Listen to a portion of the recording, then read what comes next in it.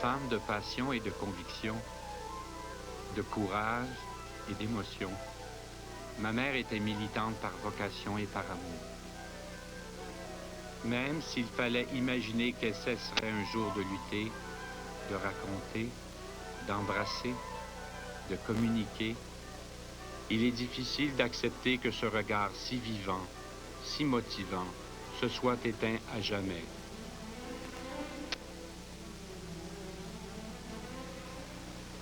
Pour moi, l'eau, c'est la symbolique de la pureté de la vie. Et la rivière, c'est un mouvement. Hein. C'est pas comme un lac calme. J'ai pas une vie calme, j'ai jamais eu une vie calme. J'ai une vie en mouvement. Et j'ai retrouvé à 17 ans, dans mon journal, je vais dire, si j'écris un jour, ce serait pour dire que ma vie est rivière.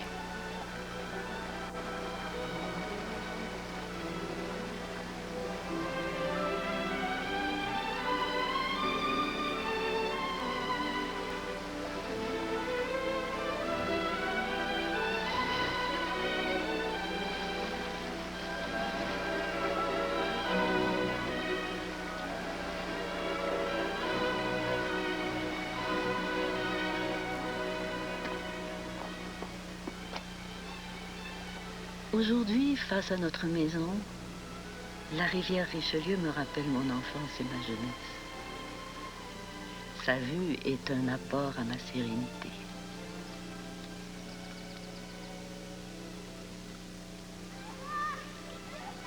J'avais 3 ans quand mon père acheta à Belleuil, face à la rivière, une grande maison de bois peinturée blanche avec des persiennes vertes. À l'arrière de notre terrain s'étendaient les champs de patates et de blé d'Inde. Chaque année, de mai à octobre, nous habitions la maison, mes parents, mon frère et moi, avec les 2 grands-mères. Plus tard, mon frère Amédée y est né. Nous vivions là de merveilleux moments.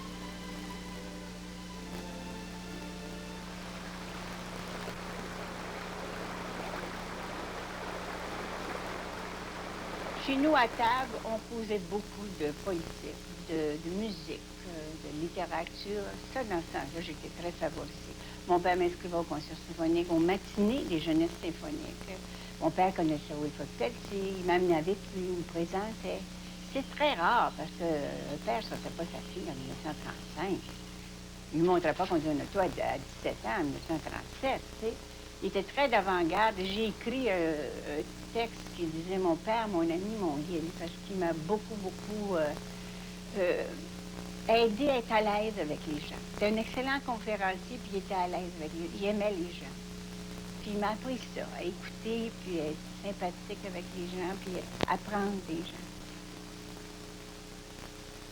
Il vivait au jour le jour avec moi.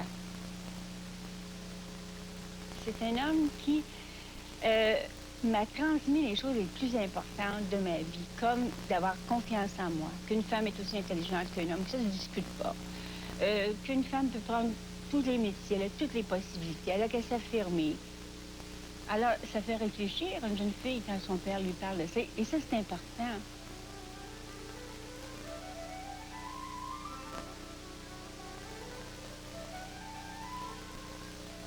Alors, comme je suis une fille de député, une petite fille de ministre, une fille de juriste, j'ai appris très jeune à argumenter. Et mon père, qui était juge, mais qui avait beaucoup de jugement, m'a dit « Simone, tu es aussi intelligente qu'un garçon. Mets-toi ça dans la tête, parce qu'en 1930, ça n'était pas encore prouvé. Nous n'avions pas le droit de vote au Québec. Ma mère avait fait son conservatoire de théâtre, elle n'avait pas le droit de vote. Mon père était un ex-député, il était devenu juge, donc il n'avait pas le droit de vote. Et moi, je croyais que c'est parce que j'avais pas 21 ans. Elle m'a dit non, c'est parce que tu es une femme. Alors, je suis devenue féministe. Ce jour-là, je suis restée féministe.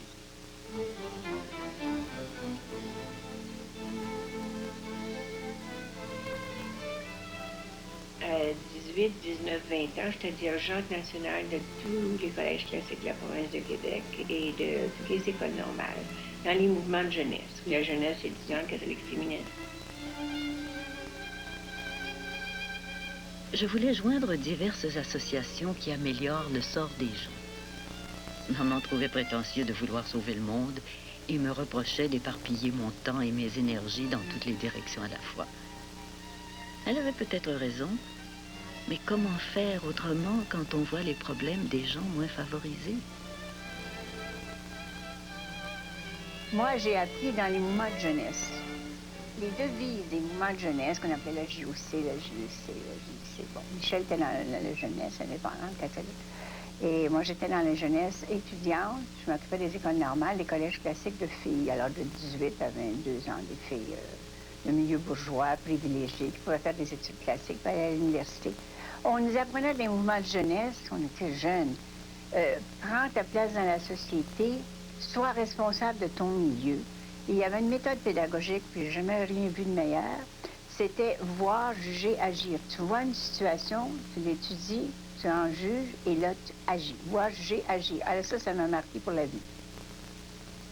Persuadée que les changements sociaux souhaités seraient en grande partie réalisés par la jeunesse, et en majeure partie par les jeunes femmes, j'étais devenue, par la force des circonstances et par ma ferme volonté, une fille d'action, une militante bénévole au service de causes idéalistes. C'est ça. C'est comme on aurait dit autrefois, c'est ça que tu as à faire. C'est ça ta vocation, ou c'est ça dans le sens de c'est ça que toi, tu dois faire, toi-même, il n'y a que toi qui peux le faire. Ce qui m'a amené à avoir les convictions que j'ai à 72 ans et de les conserver et de les améliorer et de les approfondir, c'est d'avoir participé à 17 ans à une organisation internationale de jeunes. C'était à New York et Washington où j'étais déléguée de l'Université de Montréal comme étudiante en histoire au mois d'août 1939. Et c'était un congrès international d'universitaires. Et le but était la fraternité universelle des jeunes. Et la guerre s'est déclarée cette semaine-là et le congrès a été tout à fait mis de côté pour que les jeunes retournent à leurs ambassades, à leurs consulats, pour aller s'enregistrer dans leur bataillon, dans tous les pays du monde, en Allemagne, en Pologne, en Angleterre, en France, partout. Alors que moi, quand j'ai vu des jeunes de 20 ans qui n'avaient rien décidé d'une guerre, aller s'entretuer, puis que ça a duré 6 ans, j'ai juré que toute ma vie, je travaillerais pour éviter les guerres. C'est peut-être utopiste ou idéaliste, mais si on n'est pas utopiste, idéaliste à 20 ans, on est déjà vieux. Quand j'ai rencontré Michel Chartrand, on a commencé par causer ensemble, en allant à des cours, aux concerts, en échangeant des livres. J'éprouvais de l'estime et de l'admiration pour lui, bien avant d'être en amour. Quand j'ai vu Michel, il y avait une espèce d'esprit missionnaire, idéaliste, de l'impossible, tu sais. On était deux jeunes à 22, 24 ans, revendicateurs. On n'acceptait pas cette société-là. On voulait changer le système politique, on voulait changer les gouvernements.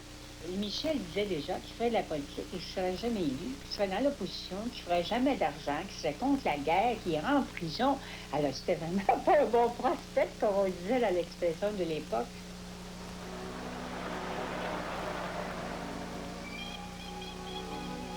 Je dois partir en train à la gare Windsor à destination de Chicago.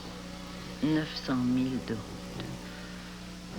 Mes parents ont pris la décision de m'éloigner pour me faire oublier Michel Chartrand et nos projets de vie commune. Tu dois l'oublier, tu l'oublieras, tu reviendras quand tu auras décidé de ne plus le revoir. Malgré mes 22 ans, à cause de ma dépendance économique et affective envers eux, j'ai dû me résigner à ce malheureux départ. De son côté, Michel avait quand même tenu à venir à la gare. Il me dit au revoir et m'a souri amoureusement. Dans l'Illinois, je me sens hors de mon pays, punie d'être en amour avec Michel, attendue par lui, rejetée par les miens, exilée.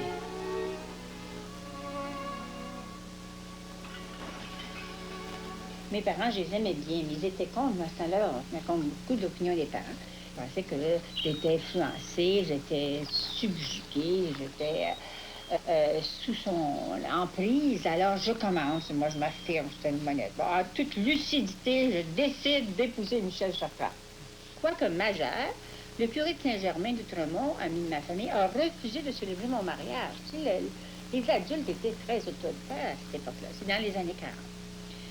Il connaît, je parle du curé, l'opposition de certains membres de ma famille à notre union dite non raisonnable et trop idéaliste. Ça, c'était les expressions qu'on avait. Qu'est-ce que vous en pensez aujourd'hui de ça? C'était non raisonnable et c'était très idéaliste.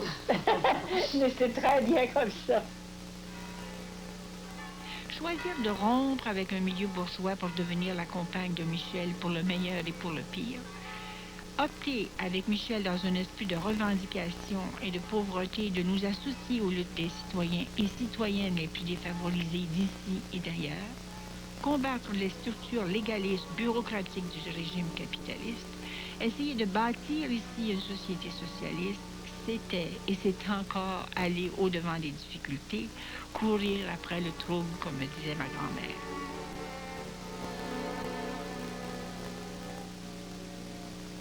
C'est une vie difficile, mais c'est une vie fascinante, c'est une vie passionnante, puis c'est une vie qui bouge tout le temps,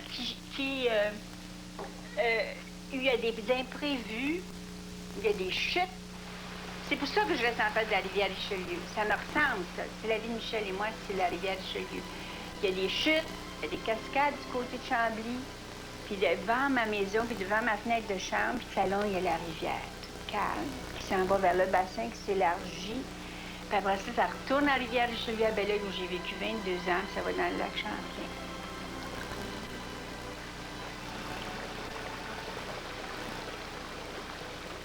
Souviens-toi du calme, c'est pas un homme uniquement agité, Michel. Souviens-toi du calme immense qui m'a envahi en posant ma tête brûlante sur tes genoux maternels, à Sainte-Adèle. Souviens-toi du ciel étoilé, de la piste dans la neige radieuse, près des riches bois toujours verts. Rêvons devant l'eau douce qui scintille de gaieté en courant vers la végétation, étancher la soif de la grande terre qui se donne tout le tour du monde. Rêvons devant cette merveille qui est le prisme de la fin du jour. Rêvons jusqu'au calme de la nuit, mon amour.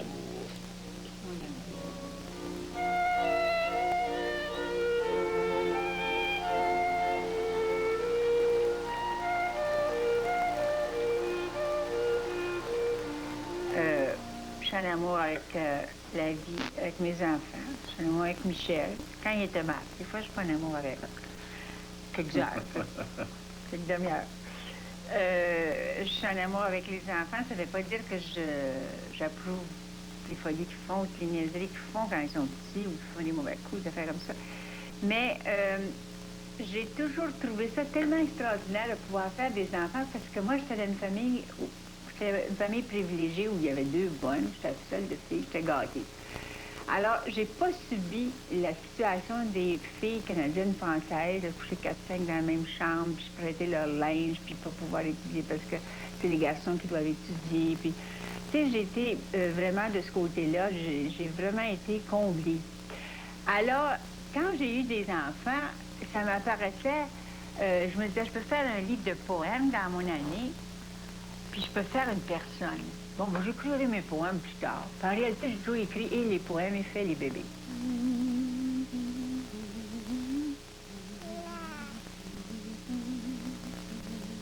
Le 27 novembre 1945. Je désire de toute mon ardeur et de toute mon âme embellir et approfondir notre amour. Tu me dis et m'écris souvent, prends bien soin de notre amour. Mais pourquoi serais-je la seule gardienne de ce bien précieux? Pourquoi serait-ce uniquement la tâche de la femme? L'épouse et la mère canadienne-française ont trop de responsabilités dans la société traditionnelle. Moi, je désire que l'on partage également toutes les formes de responsabilité familiale et sociale. Comprends-moi bien. C'est sérieux ce que je te déclare.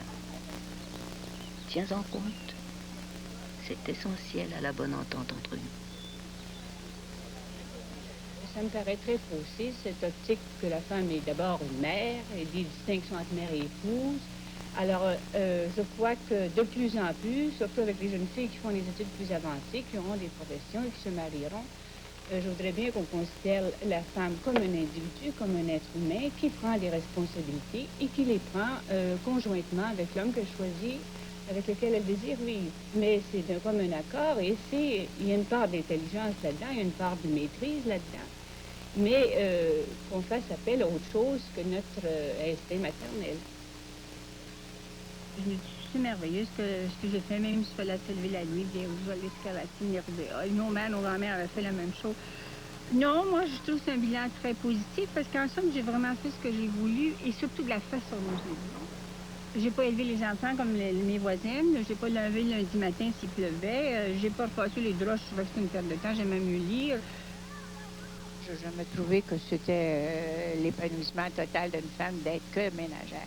Alors, c'était des couples, alors c'était l'école des parents, c'était les unions de famille, où il y avait toujours un aspect de lire ce qu'il y avait de plus avancé au point de vue de la théologie, du laïcat. On avait le même idéal de vie, puis on avait la même culture, les mêmes ambitions d'améliorer des choses, puis au point de vue spirituel, de rompre avec une tradition catholique fermée, désuète, un peu très autoritaire même.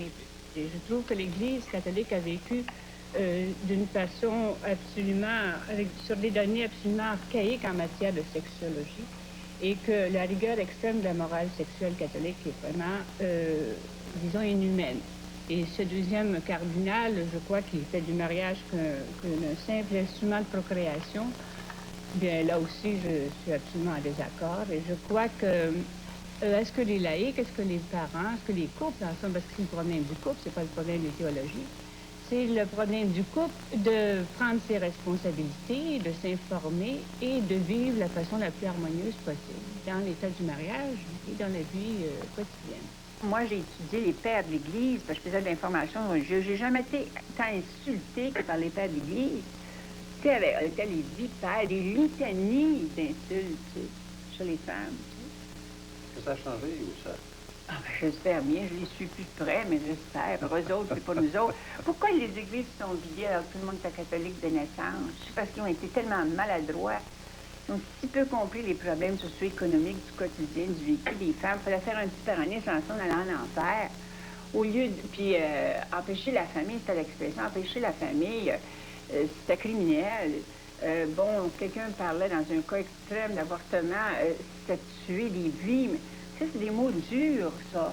Puis, moi, ça, je trouvais ça... De quoi ils se mêlaient, d'abord, hein? Si tu décides d'être célibataire, ben, qui laisse faire ceux qui couchent ensemble? Ça les regarde pas, ça. Je trouvais que c'était un viol des consciences d'imposer des dogmes et des obligations, puis faire des péchés mortels ici, puis des péchés mortels là. Moi, j'en fais pas de péchés mortels. J'ai l'amour avec le monde, puis j'aime beaucoup de monde. Je sais quoi, c'est les péchés mortels. Voyons donc. Moi, je me sens pas de place là-dedans, avec tous les efforts de l'Action catholique dans les mouvements. Vous êtes chrétienne? Oui, mais je pense que je suis plus directement, peut-être probablement schématique en disant ça, rattachée à l'Évangile et au message du Christ, qu'à la hiérarchie, l'institution et tout ça. Parce que j'y ai goûté, puis ça ne m'a pas aidé. J'ai déjà dit à une assemblée d'évêques, c'est pas le socialiste qui pouvait me donner, ça aurait été plutôt de voir le fonctionnement d'une assemblée d'évêques, sans qu'il y ait des consultantes féminines, religieuses, des gens du milieu sous-développé ou de la pauvreté, ou des gens sans emploi, ou des gens sans bois. Je trouve que même que le Christ aurait été qu'un humain, un fils de Marie, une petite jeune hébreu, même qu'il ne serait pas Dieu, je trouverais que ce serait quand même un homme sympathique, assez pour être un prophète, tu sais. Tu peux avoir des influences dans ta vie. Moi, il y a eu Gandhi, Linda del Basto, l'abbé Pierre, il y a eu Thérèse de Calcutta actuellement, des gens qui alimentent ma spiritualité de laïque encore. Je relis les passages. Il y a des philosophes, il y a des musiciens qui peuvent servir d'inspiration. Mais le message chrétien, moi, j'ai jamais reconnu ça. La politique religieuse catholique, c'est tout à fait autre chose. Moi, c'est secondaire. C'est une pratique, c'est pas une spiritualité.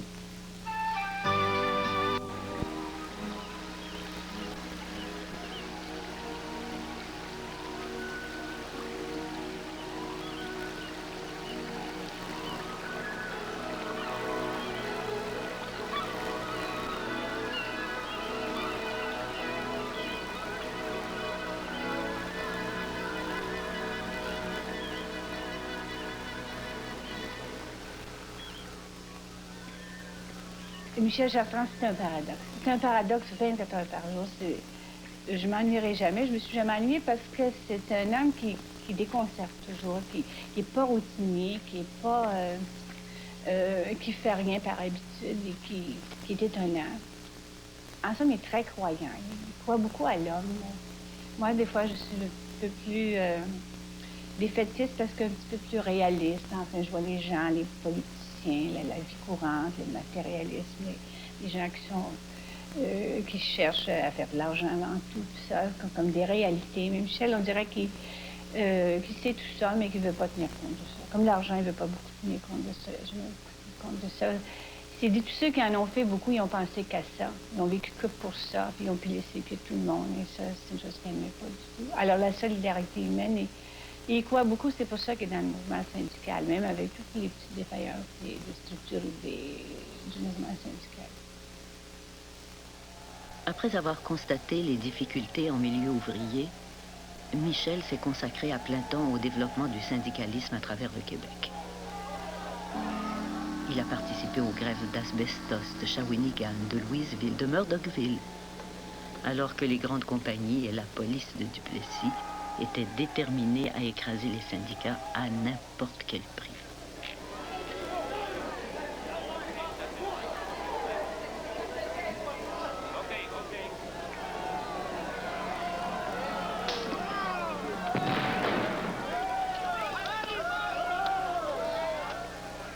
Là, j'ai compris concrètement qu'est-ce que c'était le vrai problème des ouvriers, sans sécurité d'emploi, sans salaire convenable, sans contrat de travail même. J'ai souvent eu l'impression de vivre en veuve de guerre, vu les fréquentes absences de Michel et ses séjours plus ou moins prolongés à l'extérieur ou en cellule. Je l'ai cependant toujours appuyé dans ses campagnes politiques et syndicales. C'est ensemble que nous avons vécu nos engagements sociaux.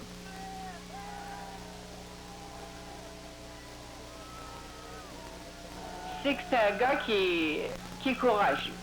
Faut pas dire le contraire.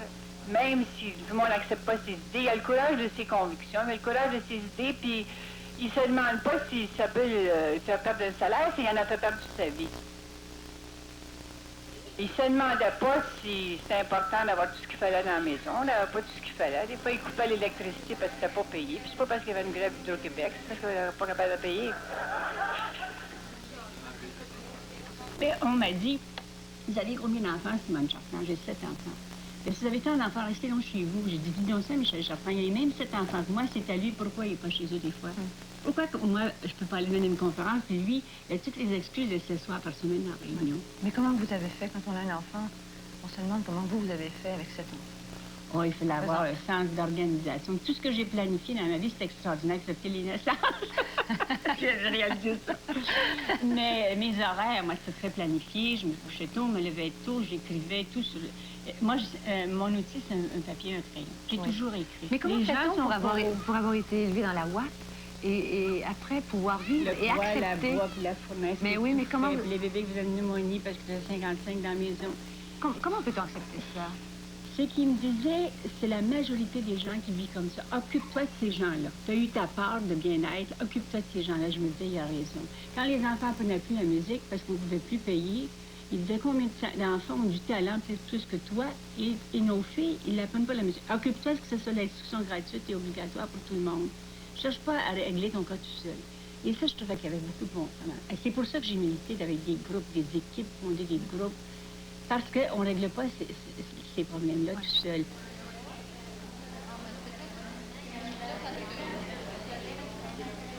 Mais je crois que la réunion d'aujourd'hui a montré qu'il y avait beaucoup de maturité d'esprit, qu'on pouvait apprendre à travailler en démocratie. C'est assez difficile, il faut tenir compte de la procédure des structures. Je pense que toutes les femmes ici, même celles qui ne sont pas, vont en bénéficier. Ça fait 45 ans que je fais du bénévolat. J'ai commencé très jeune. Et j'ai toujours remarqué que la situation de la femme, qu'elle soit à la maison, au travail, à l'université, aux études, en chômage, assistante sociale, séparée, divorcée, deux amants ou lesbiennes est toujours une situation de minoritaire et d'injustice partout. Plus tard, les enfants commençaient à dire, là, vraiment, maman, qu'est-ce que t'arrêtes, tu te fais exploiter à la Fédération des femmes, pas par la Fédération des femmes, tu vas là, tu donnes des cours sur la politique, comment apprendre aux femmes à faire une assemblée publique, comment elles peuvent voter, comment elles peuvent suivre un ordre du jour pour avoir le droit de parole. C'est important pour vous, le volontariat, de faire des choses bénévolement? Il faut faire bien attention. Aujourd'hui, je ne serais pas d'accord, par exemple, d'être auxiliaire dans un hôpital quand ça enlève un salaire à une infirmière professionnelle ou une infirmière auxiliaire. Ça, là, au point de vue syndical, au point de vue métier, il faut faire attention. Mais le bénévolat dans le sens de voir un problème scolaire, par exemple, de voir un problème municipal, voir un problème d'écologie à Richelieu, dans la rivière Richelieu, qui est plus celle de mon enfance, de ma jeunesse, et de réunir 7-8 personnes, puis de se mettre à étudier ça, puis faire une pétition, puis d'écrire dans le journal local, puis d'aller voir le maire, puis d'aller à l'hôtel de ville. Ça, c'est du bénévolat. Ça, c'est intelligent. Ça, c'est, pour moi, c'est d'avoir une conscience sociale, puis de mettre en action son placotage à la maison, de dire, ah, c'est épouvantable de voir la rivière. Mais qu'est-ce que tu fais pour changer ça? Vous pouvez, dans une affiance, apprendre à connaître les femmes qui vivent dans le même milieu, avoir des confidences, vous rendre des services, et après ça, rédiger un texte. Après ça, à la Fédération des femmes, moi, j'ai donné énormément de services bénévoles pour et outiller les femmes à prendre des responsabilités. On n'a pas appris ça nulle part. Alors, à faire un communiqué de presse, à organiser une conférence de presse, à rédiger un mémoire, à faire un procès-verbal, à savoir la procédure d'assemblée. Il faut avoir des outils comme ça. Et on donne des cours aux femmes à la Fédération des femmes pour des cours au leadership, des cours pour leur donner confiance dans les associations. Et petit à petit, elles arrivent, après, des fois, à avoir des postes rémunérés. Elles sont pas moins dévouées pour ça. Quand j'ai une conviction et qu'un groupe ça se reflète cette conviction-là, je ne peux pas être active à toutes les réunions, mais je vais aller à l'Assemblée générale, je vais payer ma carte de membre, je vais lire le bulletin, je vais me renseigner, puis je vais signer la pétition, puis je vais être active. Je dis partout à des femmes de cultivateurs, à des femmes qui travaillent dans des usines, quand j'en vois de tous les milieux possibles, dans les salons du livre, c'est un autre milieu. Je vais à Outaouais, là. Qu'est-ce que vous voulez?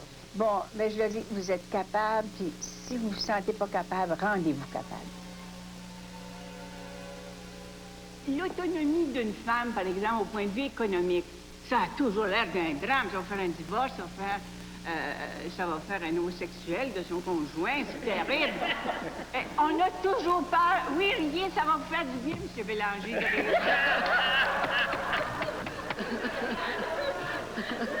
Mais l'autonomie de la femme, ça fait 45 ans que je suis féministe, moi, puis j'ai pas peur de le dire. À chaque fois, on disait, oui, mais tu penses pas que tu exagères, que le monde n'est pas prêt pour ça, que le conjoint ne sera pas d'accord que tu retournes aux études, ne sera pas d'accord que tu ne demandes pas de te faire vivre. Ça, c'est beau, le mari qui nous fait vivre. Hein? Ça, c'est beau, on devrait faire une chanson, c'est magnifique. Hein? Bien, que l'État nous fasse vivre. L'État, c'est nous, c'est nos taxes, c'est les artistes, c'est les menuisiers, c'est les artisans, c'est les fonctionnaires, c'est les ouvriers, c'est les femmes qui travaillent en usine, c'est tout le monde. Moi, tu sais, d'être fier d'être québécois, on s'est acheté des chandails, puis on a mis ça un été, mais après ça, on est plus fier, puis on a peur. Moi, je ne connais pas le sentiment de peur. C'est parce que mon père, qui était un bon député, mais qui a dû démissionner parce qu'il avait trop de conscience politique de son propre parti, m'a appris à jamais avoir peur. Ni d'un évêque, ni d'un curé, ni d'un député, ni d'un président. Marie. Ni d'une présidente. J'ai jamais été une théoricienne. J'ai beaucoup lu, étudié, mais j'ai jamais été une femme didactique, académique, cérébrale. Michel dit toujours que je suis une médiatrice. Je me sens de toutes les générations et je tiens toujours à ce qu'il y ait des liens entre les générations. Parce que j'ai des enfants et des petits-enfants, je ne veux pas qu'un héritage culturel, de valeurs spirituelles disparaisse à tout jamais. Alors, c'est ça, les engagements sont différents, ils sont multiples, mais ils sont différents par la forme. Écrire un mémoire au nom des droits de l'homme pour les détenus, les femmes détenues dans les prisons, ou aller sur une ligne de pied. La voix des femmes, c'était la voix VOIX, voix en français, ça veut dire la parole. des femmes. Et en 60, c'était pas encore, on vivait encore presque sous Duplessis, qui était mort en 59. Et les femmes avaient pris jusqu'en 50 ans pour avoir le droit de vote. On l'a eu en 40. Alors, voter une fois par 4 ans, c'est pas beaucoup avoir le droit de parole. C'était la première fois, en réalité, que des femmes juives ou immigrantes ou anglophones et canadiennes françaises se rencontraient, en réalité. Mais la voix des femmes, elle était très, très dynamique dès le départ. Elle voulait parler au gouvernement, directement. Alors, nous avions décidé de prendre un train et nous sommes partis de Montréal et d'autres groupes nous ont rencontrés au Parlement. Il n'y avait même pas de femmes canadiennes françaises qui étaient élues au Parlement en 1961-62. Alors, nous allions au Parlement parler au premier ministre Diefenbaker, qui était conservateur. On avait peur qu'il équipe le Canada, comme les États-Unis, d'armes nucléaires. On voulait dire qu'on s'opposait à ça. Et ça demandait beaucoup de courage, parce que les hommes ne laissaient pas sortir leurs femmes dans le jour comme ça, surtout pour être contre les politiques des gouvernements. Les hommes aimaient mieux tirer profit de l'influence ou de l'intelligence de leurs femmes pour des avantages professionnels, politiques. Et nous, on était une résistance aux politiques de guerre atomique. Alors, on était vus comme radicales, on était vus comme féministes. C'est vrai aussi. Je dis encore que je suis féministe, je dis encore que je suis radicale, je dis encore que je suis pacifiste. C'est vrai, ça reste vrai.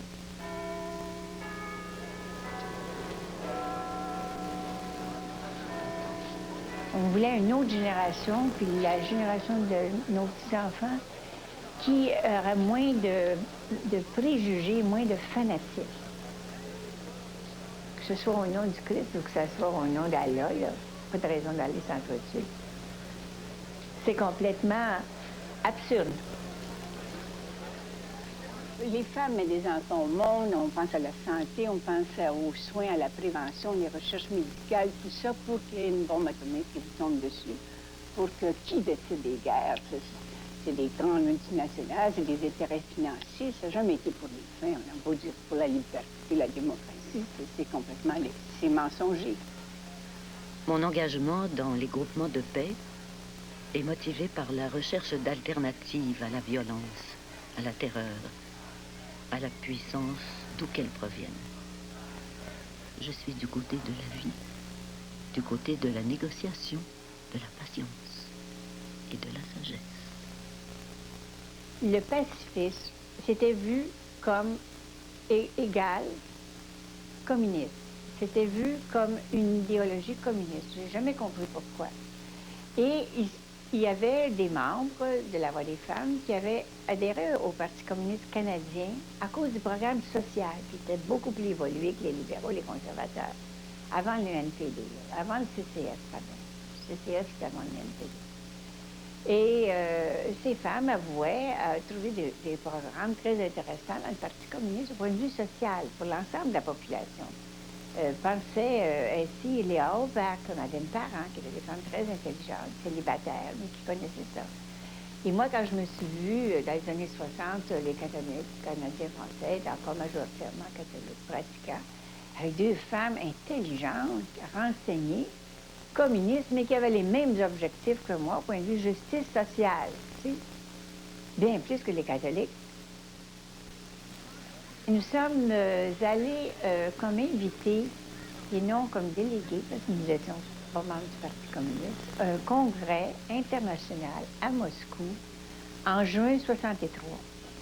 Et là, il y avait des femmes de mouvements de paix de tous les pays, américains, soviétiques, sud-américains, africains. Et il y avait une traduction simultanée dans 9 langues. Et moi, mon mari a accepté que je laisse les 7 enfants avec lui pendant l'été et que j'aille dans 11 capitales d'Europe rencontrer des groupements de paix. Et l'objectif était une semaine, un congrès international, sur la paix et le désarmement nucléaire. Alors, je suis revenue de Moscou, de ce congrès-là, et j'étais très mal vue par tout mon milieu. Mes parents mes voisins, les curés de la Rive-Sud, Longueuil, Boucherville, où j'avais habité, disaient, si Simone Chartrand convoque une réunion, même pas pour la Voix des femmes, pour le comité d'école, parce que j'avais 7 ans aux études, n'y allez pas parce qu'elle a eu un voyage payé par le Parti communiste. Il n'y a pas un homme normal qui aurait laissé partir cette femme qui a 7 enfants 6 semaines. Avec quel argent, sinon payé par le Parti communiste? Or, je devais l'argent à la Caisse populaire. Alors moi, la rivière, ça me calme, ça me console des erreurs humaines.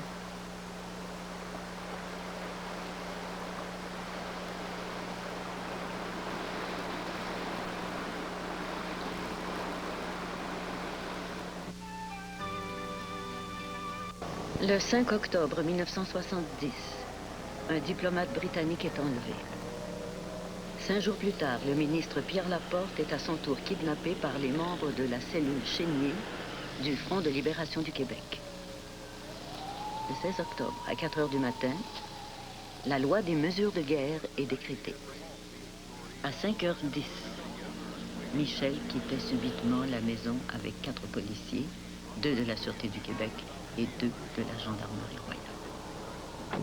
Il n'était pas membre du FLQ, mais depuis plusieurs années, le pouvoir politique lui reprochait de dénoncer le système capitaliste avec une violence verbale susceptible d'inciter des groupes à mettre la hache dans ce système. Serait-ce la raison de son arrestation?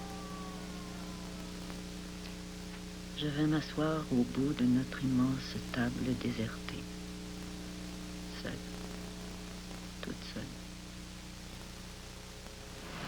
J'envoie un télégramme de sympathie à Madame Laporte que j'avais connue dans l'Union des familles de Saint-Lambert. Toute cette violence de part et d'autre m'angoisse, me trouble. Je serai 21 jours sans savoir où ils ont emmené Michel. Je suis devenue, à cause d'un pouvoir autoritaire, la femme d'un prisonnier politique. Tout ce temps-là, on sait très bien, comme Québécois, qu'on est prisonnier d'un système. Et ceux qui le disent tout haut sont vus comme des criminels en distance, ils sont vus comme des terroristes. J'ai appris quand même, tout ce qu'il ne fallait pas croire. Croire que le pouvoir, c'est la justice. Croire que le pouvoir, c'est le droit. Et croire que les lois, c'est la justice. Pour nous, de voir l'armée autour des institutions, l'armée ne protège que les édifices et l'establishment. Elle ne protège pas les institutions démocratiques comme le droit de parole, le droit d'assemblée, le droit de voir normalement, par l'intermédiaire d'avocats, des gens qui ont été emprisonnés sans mandat.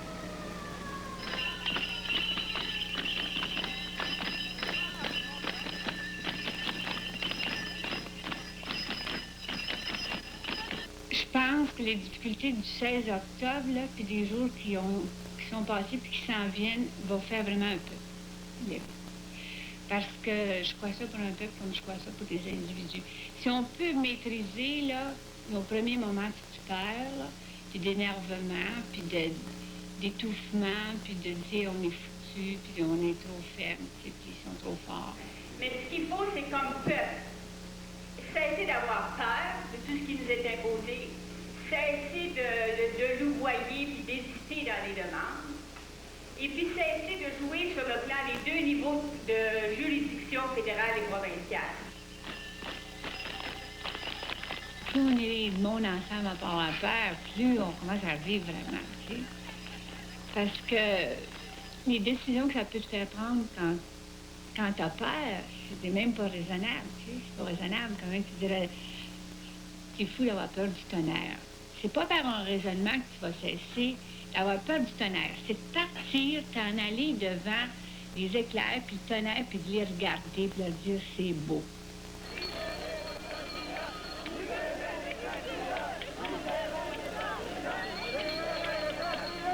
Donc, beaucoup de gens ont dû être obligés de dominer leur peur aujourd'hui, le 25 décembre à Noël, devant la police, puis devant le ministère de la Justice, parce qu'ils se disaient peut-être qu'il va y avoir des arrestations, on va aller quand même.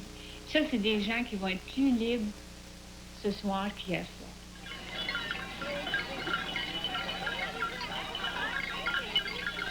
17 janvier 1971. Mon compagnon détenu. 3 mois d'absence, c'est trop long. Je traîne avec moi toutes tes lettres. Je les relis. Je les sais par cœur, plus que de mémoire. Le plus difficile à vivre pour moi est le coucher et le réveil. Les gestes affectueux du matin et du soir me manquent affreusement. Parfois, je couche ailleurs, chez des parents et amis où tu n'as jamais dormi avec moi. Je t'ai souvent dit que nous étions gâtés par la Providence. Mais cette fois, c'est un dur coup. On ne doit pas admettre de perdre depuis le 16 octobre tous les droits reconnus par la Charte des droits de l'homme. Je porte le brassard noir en signe de deuil des libertés démocratiques, des droits fondamentaux et de leur exercice. Le temps n'est plus pour moi aux conférences, aux déclarations sur l'avenir du Québec et de la Confédération, mais sur l'avenir de la liberté et de la démocratie tout court. Plus de longs discours, d'exposés, mais l'exigence du retour aux libertés fondamentales. Parler, penser, vivre, non seulement en français, mais surtout en êtres humains, normaux et libres. Toi, ô toi, Simone,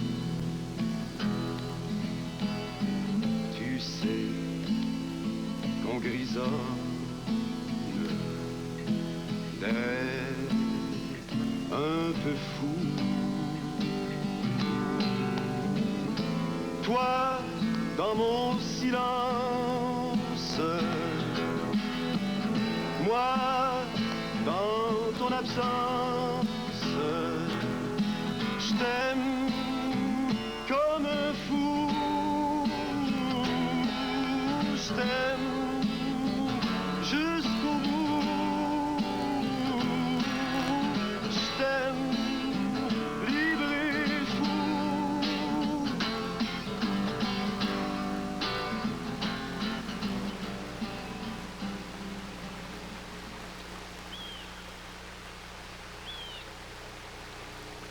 Et si j'avais à mourir, là, je pense à Garcia Lorca, là, tu sais, ou ceux qui ont fait des anarchistes ou des révolutionnaires, là.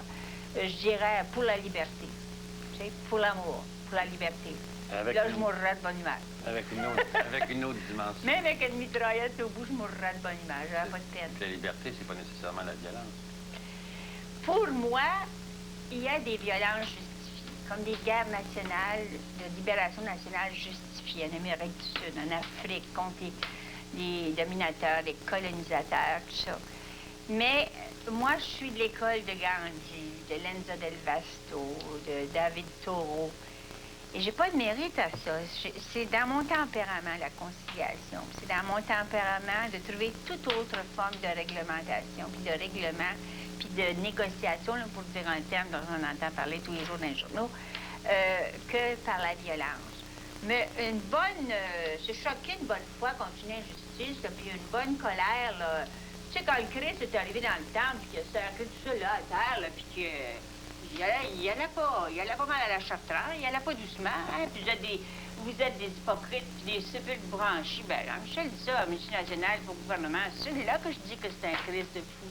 Je veux dire qu'il est fou, comme le Christ était fou de ne pas vouloir un royaume, de ne pas vouloir des biens matériels, de ne pas vouloir le pouvoir. Le Christ n'est pas venu chercher le pouvoir. Il est venu apporter l'amour entre les hommes. C'est pas pareil.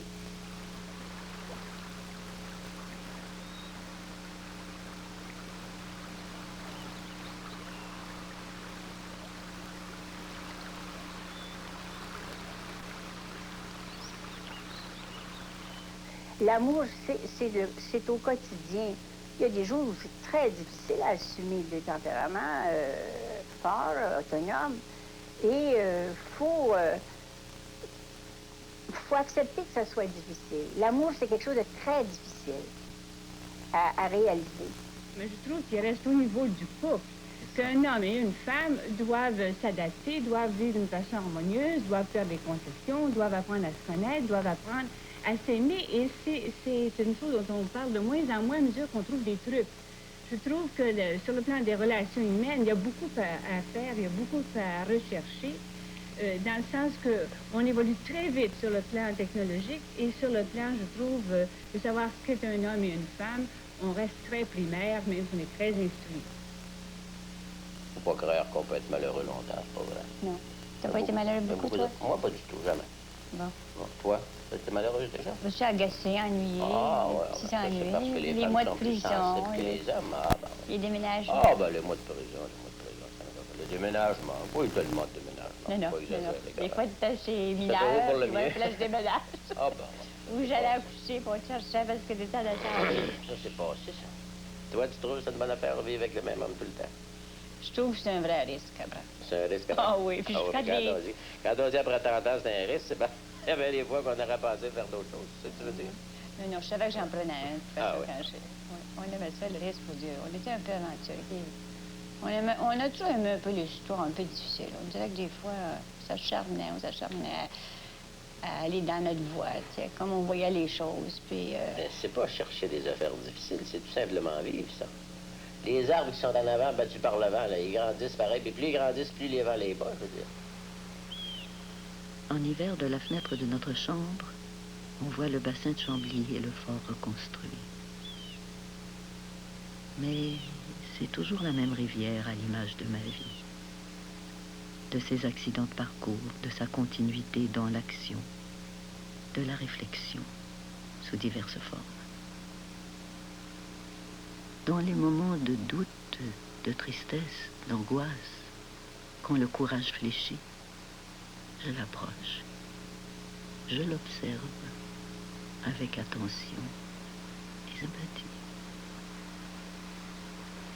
Alors, ça veut dire que la vie, finalement, pour vous, quoi qu'on sent toujours une espèce d'optimisme, il reste qu'il y a des périodes très, très creuses puis très, très seules. Celle, j'en ai pas connu beaucoup, mais des périodes terribles, j'en ai connu. La mort de ma fille, Marie-André, les emprisonnements justifiés de Michel, ça, c'était pénible. Marie, c'était la fille extraordinaire. J'y parle tous les jours, elle est là, tu sais, ça va, c'est pas une mère, bon, puis... Justement, elle est décédée, mais elle est là, sa vie pour moi. C'était un choc dans votre vie, Marie. Mais c'est un choc qui est devenu une puissance de communication.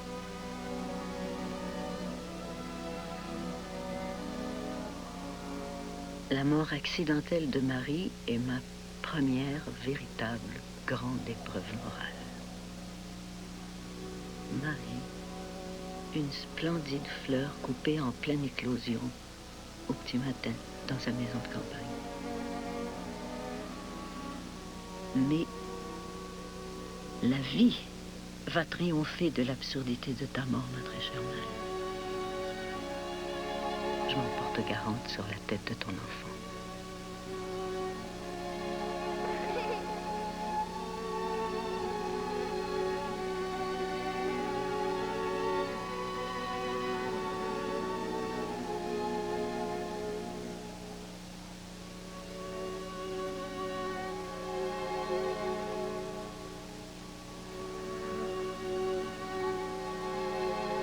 Alors pour moi, ce qui est spirituel, c'est ce qui se prolonge.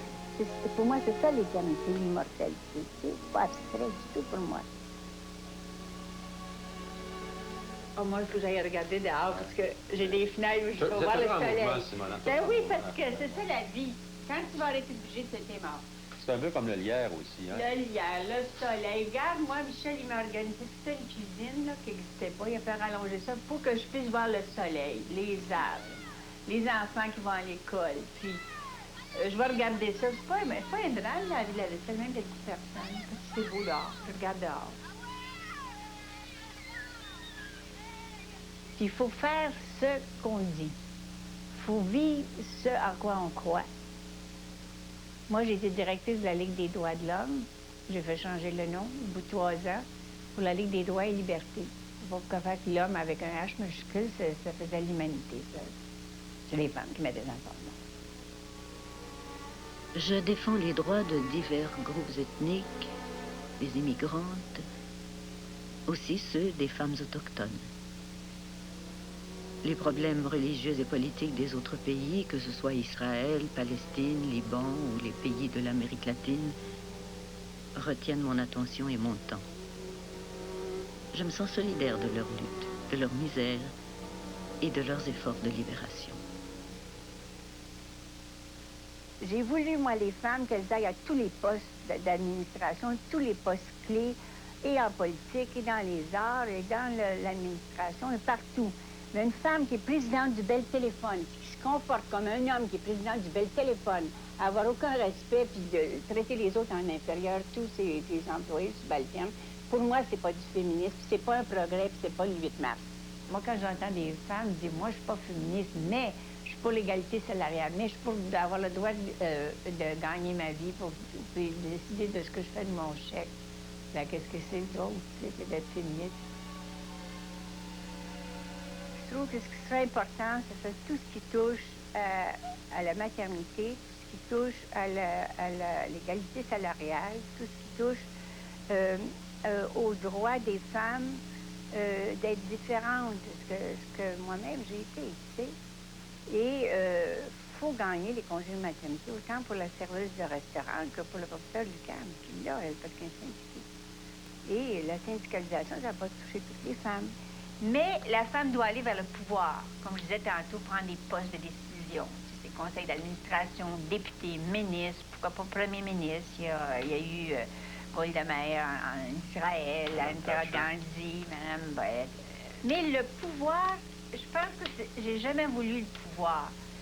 Peut-être que j'aurais pu me présenter, peut-être candidate, peut-être élue. J'ai fait une activité électorale politique, c'était dans le rhinocéros. Parce que je pouvais jouer à toute la fantaisie de l'absurdité des pouvoirs. C'était pas positif. Moi, je trouvais ça positif. Toute fantaisie est positive quand tu te moques et puis que tu arrives à trouver des formules pour montrer que c'est ridicule. C'est pas ridicule, non, dans 6 mois, ils cherchent encore des programmes quand ils ont été là 10-12 ans, puis ils s'inventent à tous les 2-3 jours une nouvelle idée, un nouveau programme. Ils sont ridicules, des pantins. C'est honteux. Moi, ils me font honte. Alors, les gouvernements, ça se moque de la population complètement. Là, donc, il n'y a pas de subvention présentement. Si les femmes, mères de famille, avaient eu des déficits au bout de la semaine dans leur budget de 59 piastres et demi, parce que le mari gagnait 75 piastres, on leur a dit qu'elle était gaspilleuse, qu'elle était malhonnête, qu'elle était dépensière, qu'elle n'avait pas de jugement. Et tout ce qu'on a entendu parler, c'est des super ordinateurs qui sont en milliards de déficits. Alors, moi, ils ne m'épatent pas, ces gouvernements-là, puis ces hommes-là. Je vois pas pourquoi les femmes se sentiraient inférieures à aller leur dire, un peu comme Vigneault a dit, « pense pas qu'on s'en aperçoit pas », tu sais. Bon. Alors, merci beaucoup. C'est tout? Mais oui, c'est... Je l'avais dit que t'en passe si vite. Alors, je me suis présentée à Rhinocéros, juste pour aller plus loin dans l'utopie. Et je me suis présentée à Longueuil. Je vivais en 79 Rhinocéros. Et c'était extraordinaire comme... C'est la seule fantaisie de ma vie, ça. C'était extraordinaire. Avec des jeunes, des artistes, Château, et puis Yogo, des musiciens, et tout ça.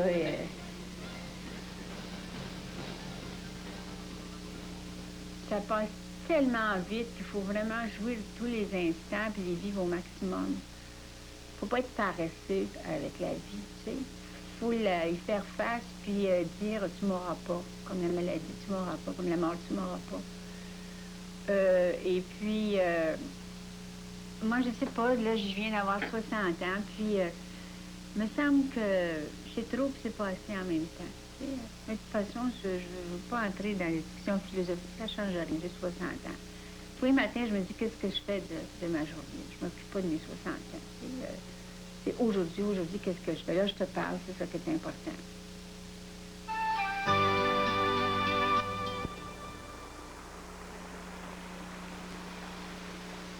J'ai toujours été une femme de peu de santé.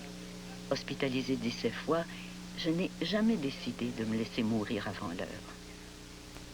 La condition de mortel m'incite au contraire à l'urgence de vivre pleinement chaque moment.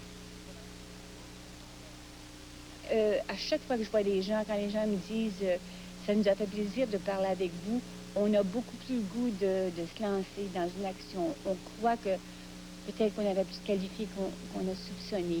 Ça nous donne le goût de faire quelque chose.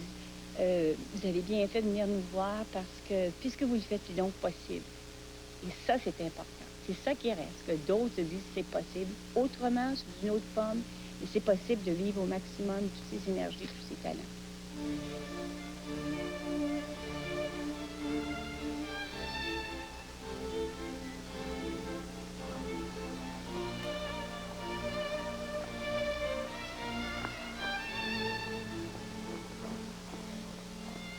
À force d'être toujours bousculé et surmené par les exigences de multiples engagements sociaux, de pair avec les exigences du quotidien, ma respiration et mon rythme cardiaque en furent très affectés. Ma période d'activisme est terminée. Celle de l'expression écrite commence. Simone Chartrand, pour écrire cette autobiographie, vous avez laissé votre activité dans les CLSC et vous avez laissé votre poste à la Ligue des droits de la personne. Pourquoi était-ce plus important pour vous en ce moment d'écrire cette autobiographie que de vous battre comme vous l'avez toujours fait? Mais c'est une autre façon de me battre gentiment, peut-être. Oui. C'est parce qu'il y a de la relève dans ces groupes-là. On ne faut pas se sentir indispensable. Et je suis contre toute forme de routine dans la vie quotidienne ou dans le métier. Est-ce que vous trouvez que se battre, c'est une routine? Non, c'est une exigence quotidienne, mais je veux dire, faire partie d'un conseil d'administration, diriger un organisme, faire une manif, écrire un manifeste, ça devient un métier. Et je suis assez exigeante vis-à-vis de moi-même et j'ai cru qu'il était temps de parler moins et de m'exprimer par l'écriture.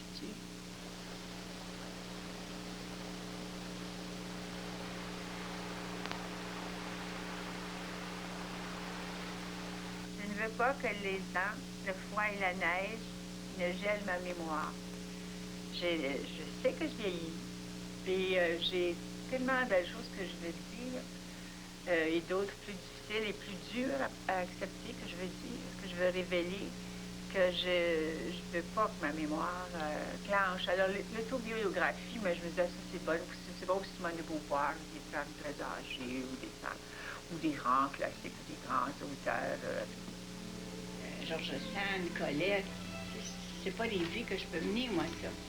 Alors, il faut que je n'ai pas voulu écrire de la littérature. Je trouvais que j'avais un vécu d'être mère de famille, d'exprimer des choses que des centaines dans toutes les régions du Québec de mères avaient ressenties, mais ou aux pas l'écrit ou aux pas le dire.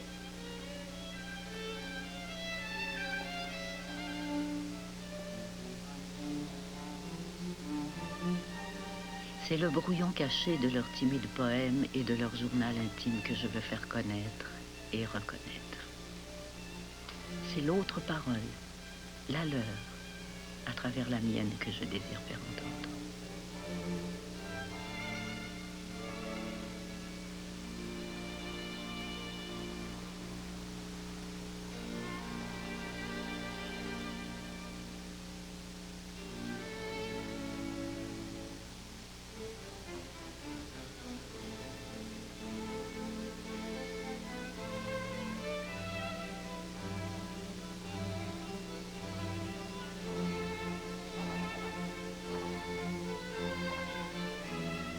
Je ne sais si j'ai vraiment sacrifié l'écriture à l'action, ni si j'ai sacrifié le bonheur à l'action et à l'écriture. Je crois que ces modes d'expression ont toujours été chez moi très liés, comme des vases communicants.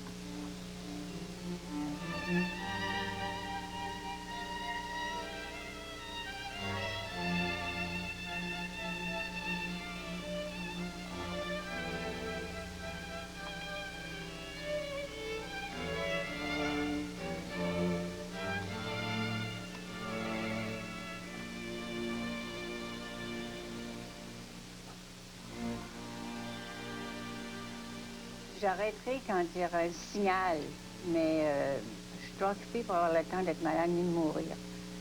J'ai une volonté assez forte, parce que je suis une femme qui souffre de plusieurs maladies chroniques, mais depuis l'enfance.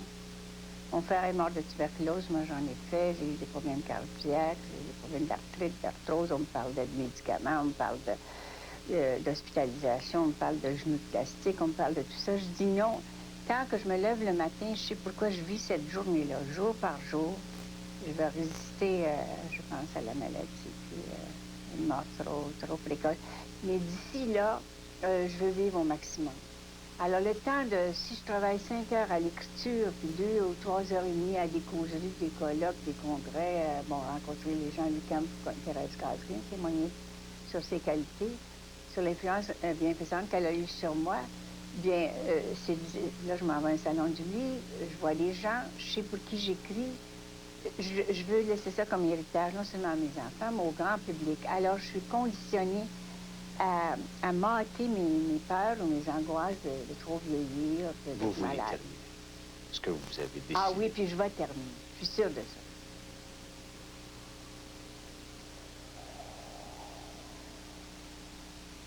J'ai pas de force physique du tout. Mais je fais des journées, des fois, de 18 heures. Hier, j'avais pas de souffle. J'ai eu un problème cardiaque. Michel ne m'entendait pas parler. J'avais pas de voix. Il me dit, tu ne pourras pas faire l'entrevue de demain, c'est demain. Moi, je vais finir, sortir mon gros livre sur la paix. J'ai fait pionnière québécoise et regroupement de femmes. Tout le monde me dit, c'est pas possible, Simone, 500 pages, ça se vendra pas, puis pourquoi tu fais ça?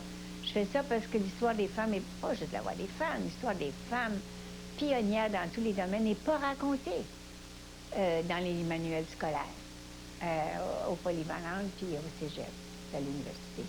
Les historiens hommes ne savent pas l'histoire des femmes.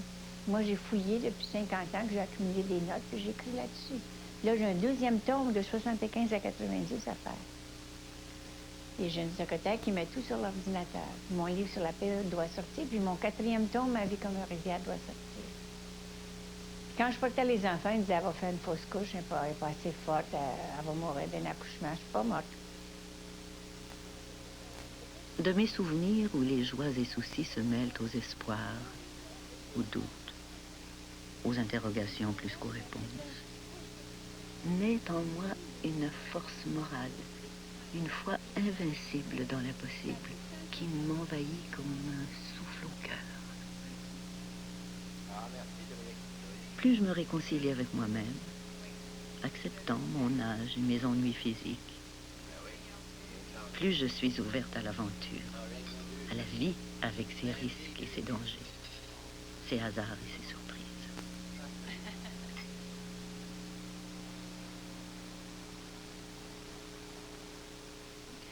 Mais faire quelque chose dans lequel on croit, c'est de la vitamine, ça. De la vitamine C, ça.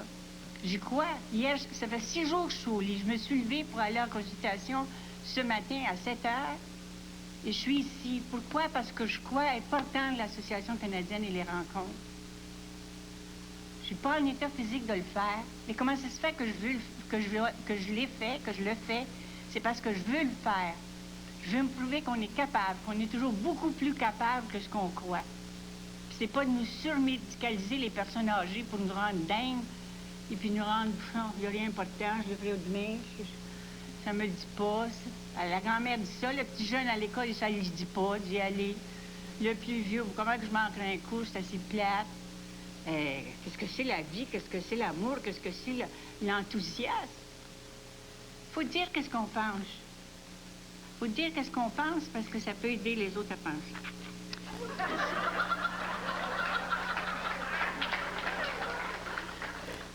Alors, classer les gens, une féministe, une radicale, une intellectuelle, je trouve ça ridicule. Moi, je le dis à tout le monde. Oui, j'ai 71 ans. Oui, je suis féministe. Oui, je suis militante pacifiste. Oui, je suis politisée. Oui, je suis pas d'accord avec juste la rentabilité puis l'économie. Puis ça me paye pas, puis ça me dérange pas, parce que je n'ai jamais eu d'argent. Mais je me respecte. Puis mon petit-fils me respecte, puis ça, je respecte.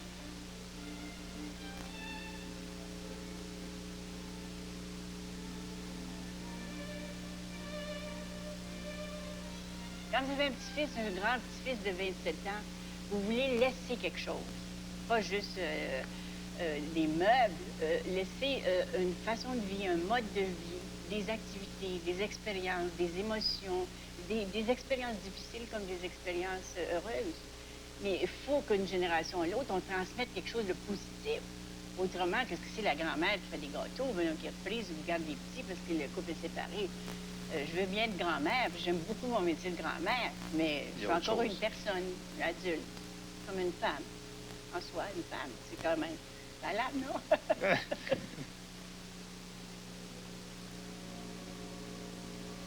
Au cours de ma vie avec Michel, j'ai connu, comme lui et avec lui, l'insécurité matérielle, les menaces, l'emprisonnement, les périodes sans salaire et par-dessus tout, l'indifférence, l'apathie, voire même l'abandon de certaines personnes et de divers groupes que je croyais sympathiques à nos engagements sociaux. Ces graves inconvénients font sûrement partie des risques à assumer comme citoyens dissidents du pouvoir. Plusieurs fois en 50 ans de vie conjointe, je me suis posé de sérieuses questions. Je me les pose encore aujourd'hui.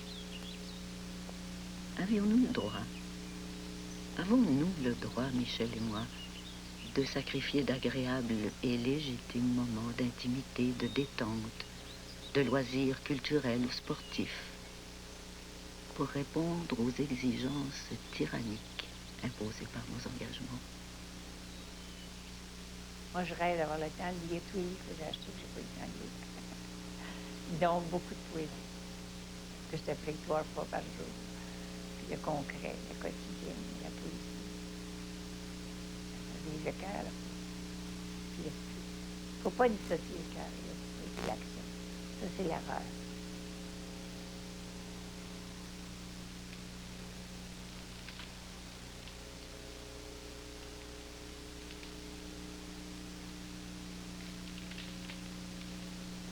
Cette nuit, j'ai entendu craquer des arbres. Alors ça c'est comme le côté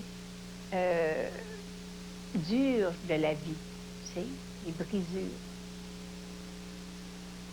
L'espace qui me reste à parcourir est bref. On résiste à l'anéantissement. La vieillesse, la maladie, en diminuant nos forces vives, nous obligent à apprivoiser l'idée de notre fin, de notre mort inéluctable. Je ne verrai pas l'an 2000. Je n'y tiens pas. Mais je tiens à signer ma vie comme rivière.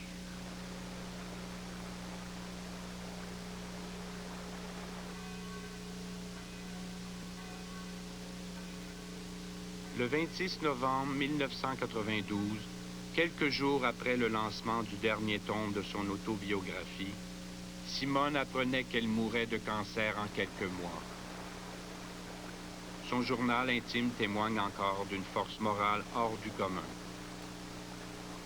Elle note simplement que le sort en est jeté, que l'équipe médicale est sympathique et qualifiée, qu'elle doit avertir sa maison d'édition d'annuler tous ses rendez-vous. En décembre, elle avise son médecin de son intention de mourir chez elle. Les jours suivants, elle lit des documents personnels, fait son administration, rédige un article en tant que marraine des Artistes pour la paix et s'attriste de vivre trop souvent au ralenti. Elle n'évoque aucunement sa fin prochaine, continuant à vivre intensément son quotidien comme elle l'avait toujours fait. Le 18 décembre, ma mère écrit qu'elle trouve le soleil réconfortant, puis s'enthousiasme en apprenant que son ami Claude Gauthier reçoit le prix Jacques Blanchet.